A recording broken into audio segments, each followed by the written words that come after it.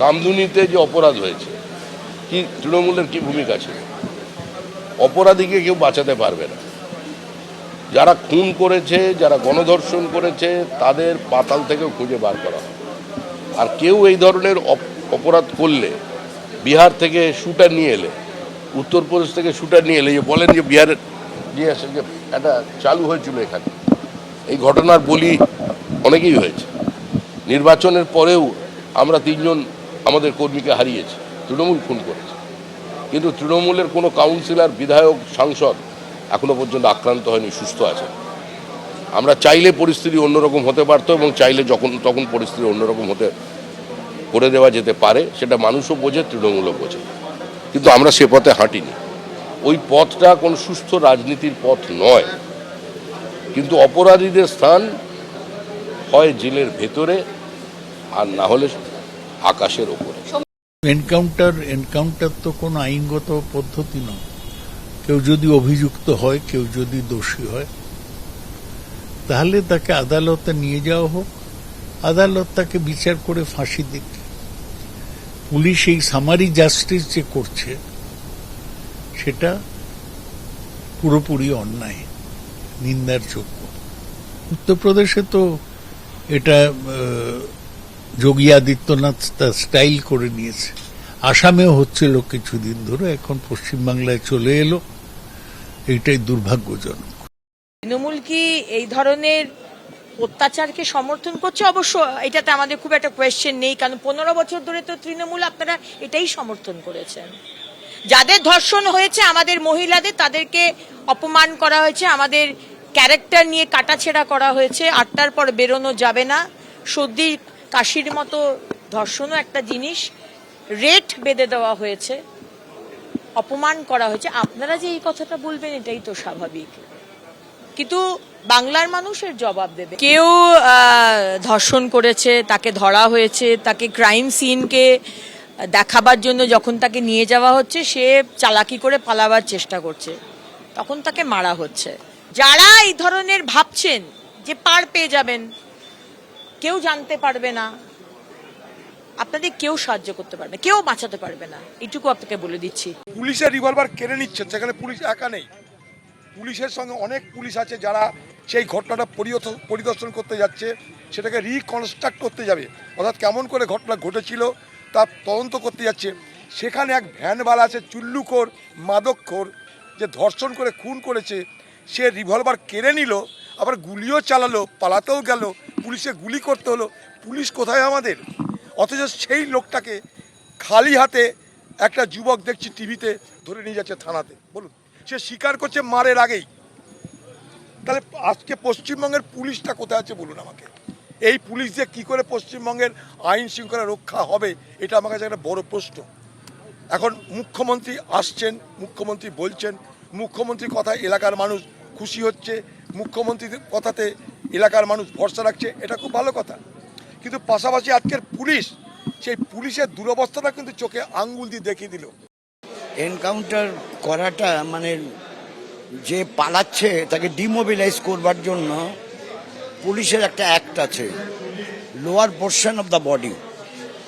সেটা হয়েছে কি না আমি জানি না, সেটা হয়ে থাকলে ভালো, আর না হয়ে থাকলে এটা মোটেই সঠিক পদক্ষেপ না। হ্যাঁ, সে ঘটনা সাংঘাতিক, সমাজটাকে দূষিত করে দেওয়া হয়েছে। কামদুনি থেকেই শুরুটা হয়েছে, হ্যাঁ, তারপরে অনেক ঘটনা ঘটেছে। এই জিনিসগুলো বন্ধ করতে হবে, যা আমাদের সমাজকে দূষিত করেছে সেগুলো বন্ধ করতে হবে। এই সরকারের কাছে সেটা প্রত্যাশা করব। আসামি পালাতে চাইলে তাকে তো ধরতেই হবে, আর সেক্ষেত্রে যদি সে আক্রমণ করতে চায়, প্রত্যাঘাত হবে। আর বিরিয়ানি খাওয়ানোর দরকারই বা কী আছে? এদের সরকারি পয়সা, আমরা তো প্রথম থেকেই বলেছিলাম। মানুষ এতেই সমর্থন দিয়েছিল যে সকালে ধরলে বিকেলে খরচ হবে। যদিও এটা অন্য ধরনের ঘটনা, আসামি পালাতে গিয়ে, আক্রমণ করতে গিয়ে পুলিশ নিজেকে বাঁচাতে এটা করতে হয়েছে। আজকের অন্যতম বড় খবর, বারুইপুর কাণ্ডে এনকাউন্টার, পুলিশের গুলিতে মৃত্যু ধৃত এক অভিযুক্তের। পুলিশের এনকাউন্টারে মৃত্যু, নাবালিকা নির্যাতন খুনে ধৃত প্রভাস মণ্ডলের। ঘটনার পুনর্নির্মাণের সময় পালানোর চেষ্টায় প্রভাস মণ্ডলের দাবি পুলিশ সূত্রে। পুনর্নির্মাণের সময় এক পুলিশ কর্মীর আগ্নেয়াস্ত্র ছিনতাই করে গুলি প্রভাসের। 1 রাউন্ড গুলি চালিয়ে পালানোর চেষ্টা করে ধৃত প্রভাস মণ্ডল। পুলিশ সূত্রে এমনই দাবি করা হচ্ছে, আর এই প্রভাস মণ্ডল পালানোর চেষ্টা করতে পাল্টা গুলি চালায় পুলিশ। গুলিবিদ্ধ প্রভাস মণ্ডলকে বারুইপুর হাসপাতালে নিয়ে গেলে সেখানে মৃত ঘোষণা করা হয়।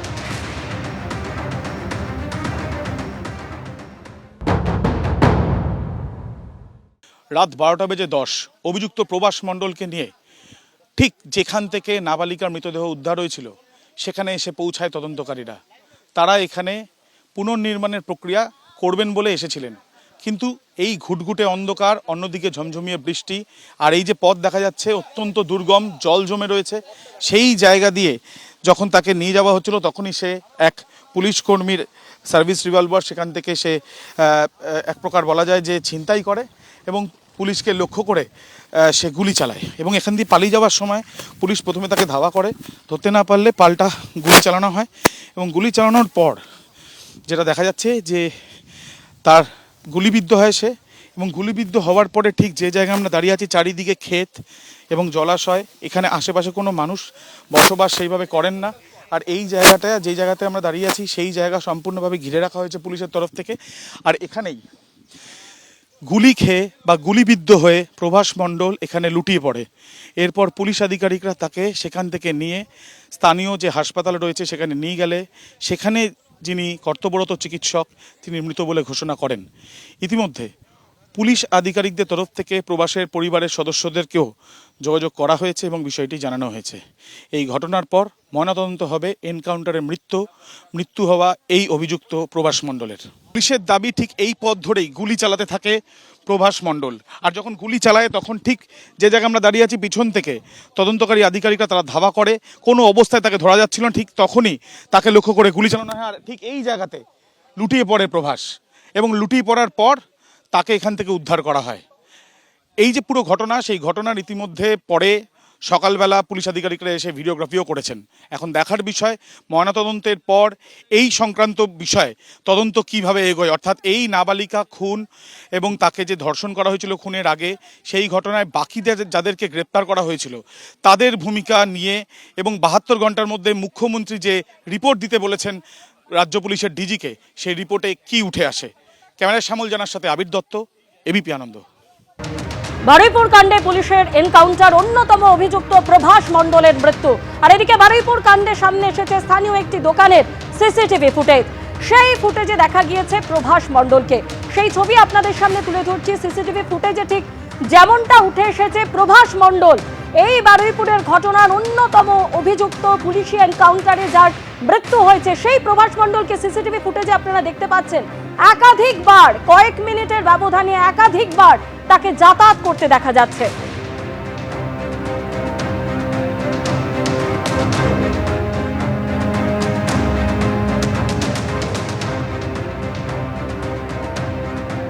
বারুইপুরের ঘটনায় পুলিশের এনকাউন্টারে অন্যতম অভিযুক্ত প্রভাস মণ্ডলের মৃত্যু। আর এই নিয়ে নিহত নাবালিকার বাবা তিনি প্রতিক্রিয়ায় জানাচ্ছেন, সরকারের উপর আস্থা আছে, সম্পূর্ণ ভরসা আছে। পুলিশের উপর পুরো রাস্তা আছে, সরকারের উপর পুরো রাস্তা ভরসা আছে।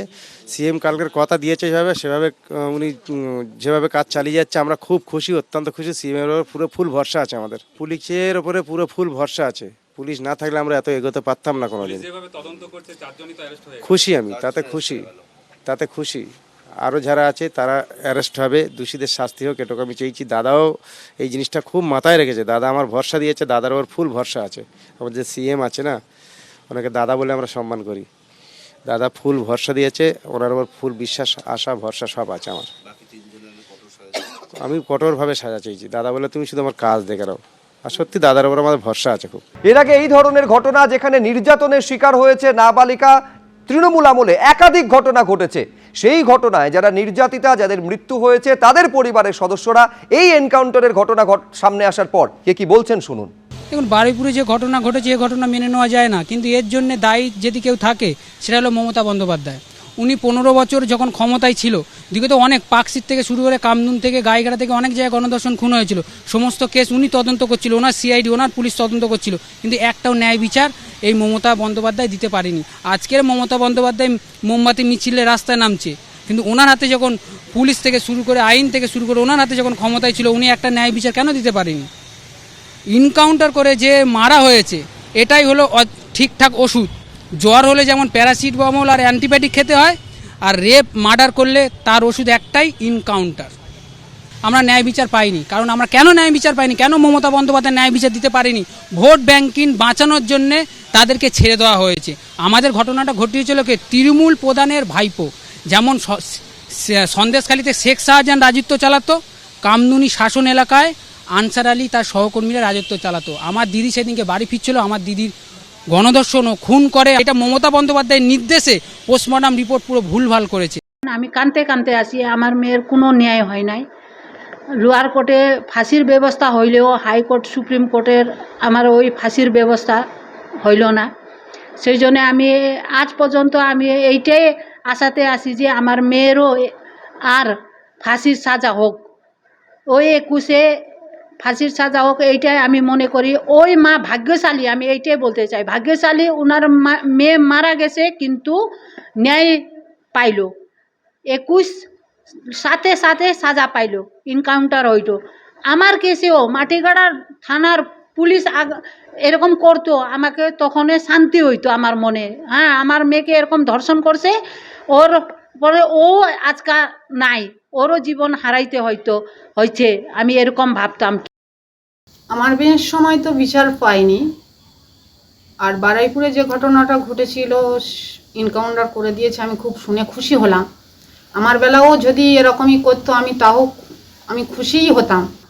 আমি সঠিক বিচার পাইনি, কারণ প্রাক্তন মুখ্যমন্ত্রী যে আমাদের বিচার দেওয়ার কথা বলেছিল, সুবিচার দেয়নি আমাদের। আমি যে লিখিতগুলো নিয়ে গেছিলাম, উনি বলেছিল যে হ্যাঁ দেখব, কিন্তু কিছুই দেখেনি আমাদের। যে ঘটনা ঘটেছে বারুইপুরে, এনকাউন্টারে মৃত্যু হলো অন্যতম অভিযুক্ত প্রভাস মণ্ডলের। তা নিয়ে রাজনৈতিক প্রতিক্রিয়া একের পর এক আসতে শুরু করেছে। বিরোধীদের কি প্রতিক্রিয়া, মৌসম বেনজির নূর কি বলছেন, দেখব। এটাকে আমরা সবসময় ধিক্কার জানাই যারা করেছে, এবং এটার বিরুদ্ধে যেমন মানুষের একটা ক্ষোভ আছে, আমাদের সবারই ক্ষোভ আছে, এবং যারা ঘটনা ঘটিয়েছে দৃষ্টান্তমূলক শাস্তি হওয়া দরকার, ফাঁসি হওয়া দরকার আমরা মনে করি, এবং খুব স্ট্রং অ্যাকশন নেওয়া দরকার। কিন্তু তার সাথে সাথে আমি এটাও বলবো যে এই যে পুলিশ এনকাউন্টার যে করা হচ্ছে, কিন্তু লকে কিন্তু করে মানে সাপোর্ট করে বা লয়ের গাইডেন্সে কিন্তু হচ্ছে না। আমাদের দেশে কিন্তু একটা আইন আছে, একটা সিস্টেম আছে, সেটাকে মেনে কিন্তু করা হচ্ছে না। যেটা আমরা ইউপির কালচার দেখেছি, যবে থেকে বিজেপি ক্ষমতায় এসছে, ইউপির কালচার কিন্তু আমরা আস্তে আস্তে বেঙ্গলে দেখতে পাচ্ছি, যেটা বেঙ্গলের কালচার নয়। ইউপি 2.0 আমরা এতদিন শুনতাম ইউপি হচ্ছে এনকাউন্টার রাজ, ঠকতো সরকার। আজকে বাংলায় এই প্রথম এনকাউন্টার আমরা দেখলাম, এবং বিজেপি, আমার আশ্চর্য লাগছে, তারা বলছে এটা দৈব বিচার। আমি যতদূর জানি ভারতবর্ষের মানুষ, বাংলার মানুষ, আমরা এখনো একটা দেশে বাস করি যেটা সাংবিধানিক আচারে চলে, যেটার সংবিধান হচ্ছে সুপ্রিম রুল বুক। আমরা তো ভগবদ্গীতা, বাইবেল, কুরআনের বিচারে চলি না, আমরা তো কনস্টিটিউশনে চলি, এবং আমরা বিএনএসএস, আইপিসি, সিআরপিসি যেটা ছিল সেই বিচার ব্যবস্থা, সেই ন্যায় ব্যবস্থায় চলি। সেইখানে দাঁড়িয়ে বাংলার মানুষকে যদি কোনো পার্টি, কোনো সরকার বলে যে তারা দৈব বিচার হচ্ছে, এর থেকে বড় লজ্জাজনক জিনিস হতে পারে না। বারুইপুরের ধর্ষণ কাণ্ডে প্রধান অভিযুক্ত আজকে এনকাউন্টারে মারা গেলেন। দেখুন, আমি একজন আইনজীবী হিসেবে কখনো এনকাউন্টারকে তো সেভাবে সমর্থন করতে পারি না, ফান্ডামেন্টাল রাইট এই সমস্ত কথাগুলো মাথায় রেখে। কিন্তু ব্যক্তি হিসাবে কথা বলতে পারি যে পশ্চিমবঙ্গে আজকে একটা নতুন দৃষ্টান্ত স্থাপন হলো যে এই প্রশাসন দুর্বল প্রশাসন নয়, এই প্রশাসন কোন রকম কাউকে রেয়াত করার মতন প্রশাসন নয়। প্রধান অভিযুক্ত বন্দুক ছিনতাই করে পালাতে যাবেন আর প্রশাসনের লোকেরা রসগোল্লা ছুড়বে, তো এই পদ্ধতিতে প্রশাসন চলবে না। যেভাবে যারা করবে তার জবাব প্রতিটা মুহূর্তে ইঞ্চিতে ইঞ্চিতে দিয়ে দেওয়া হবে। আমি মনে করি এটা একটা স্ট্রং ডেটারেন্ট হয়ে থাকলো। আমরা আমাদের এই সমাজে আরো এই ধরনের বেশ কিছু ডেটারেন্ট চাই। এই ডেটারেন্ট গুলো আগামী দিন আমাদের একটা সুন্দর এবং সুষ্ঠু সমাজ গড়ে তুলতে সাহায্য করবে। এবিপি আনন্দ, এগিয়ে থাকে, এগিয়ে রাখে।